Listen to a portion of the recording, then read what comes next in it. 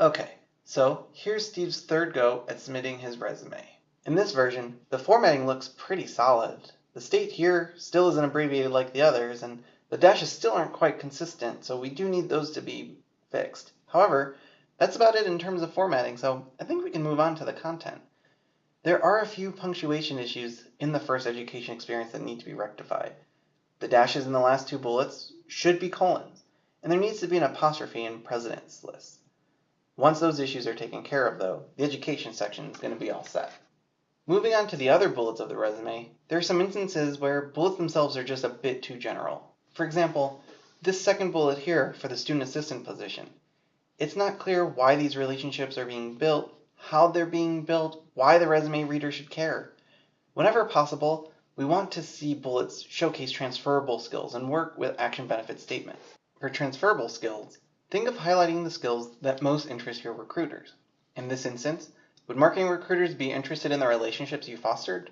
Maybe, but they need to know more information. It's unlikely you're going to be building relationships with students, employers, or faculty in your new marketing position, so that aspect may not directly transfer, but the way you build those relationships, or the reasoning behind building those relationships, that'll transfer, and that's what we want to focus on. When we think of action benefit statements, think of those as cause and effect statements. The action would be the task or the skill you developed. In other words, that's the cause. Meanwhile, the result or the benefit would be the effect. Next, I'll read the first word of each bullet out loud and one right after the other. I want to make sure that bullets are starting with strong action verbs in the correct tense and that the verbs aren't being overused. So here we go. Balance, maintain, maintain, maintained, conversed, worked, lead, responsible, led. We actually have a few issues here. First, did you hear the overuse of the word maintain? That needs to be adjusted. Also, responsible for is actually an adjective phrase. A good test is to imagine each bullet starting with an imaginary I. So for example, I maintain relationships with students versus I responsible for.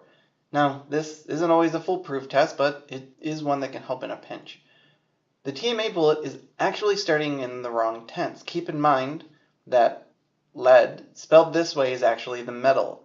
The past tense of lead is led, L-E-D. There are a few other wording issues that should be fairly quick fixes, but those still need to be addressed. For example, we have the use of an ampersand, a plus sign, and etc. for etc. here. And those are all a bit too informal for the professionalism of a resume. Instead, Steve should write out the word and also include a signal phrase before a list or a number. For example, balance more than 20 hours instead of 20 plus hours. We also have a few instances of typos like off instead of, which can easily be spotted by reading the work aloud.